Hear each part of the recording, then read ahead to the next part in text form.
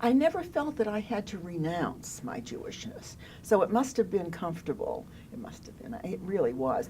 And I was very, very careful that I realized that I was very privileged to be able to go back and forth to Harvard every day.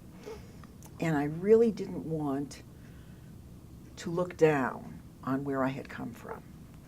And it wasn't that easy, because we didn't live, it wasn't like Newton. You know, Mattapan was the beginning, maybe a beginning rung on the immigrant ladder. And people who lived there in these street after street after street of three-deckers, some of the apartments in three-deckers were quite grand. Ours was not. But I didn't want to be ashamed. My father was not a person who was ashamed.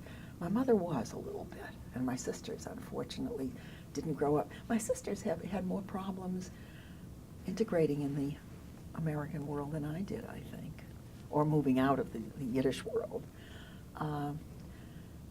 But I had my friends from school come home, and one of my friends, who later moved into the dormitories, was the daughter of a physician in Braintree, and I used to go to Ricky's. We looked alike. Everybody mistook us on campus for each other. We don't look alike anymore. She's kept very slim. I hate her. And she, incidentally, that's another interesting thing, because they had left Germany under Hitler, but they had not been Jewish for a couple of generations. So she found me interesting because, and her father was the one who was Jewish. Her mother had come from a family that had a castle in Czechoslovakia, so that was quite a different marriage. They were lovely people. And her father would talk about Jewish things with me. It was kind of interesting, but with a very Germanic sense of superiority, because I had my roots in Russia. So that was clear too. But I was very, very, very aware of all these distinctions, but they didn't threaten me. And I did think it was sort of interesting of me to have come from what I came from. So, and then I was always accepted by Christians. My teachers, who were so important in my life, they were darling.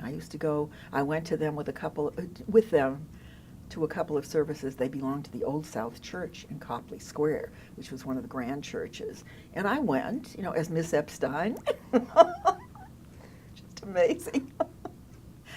So I think there wasn't really a conflict, because when I came to Amherst and I found that the issue of the Christmas decorations on the Common was such an issue, I could not understand it.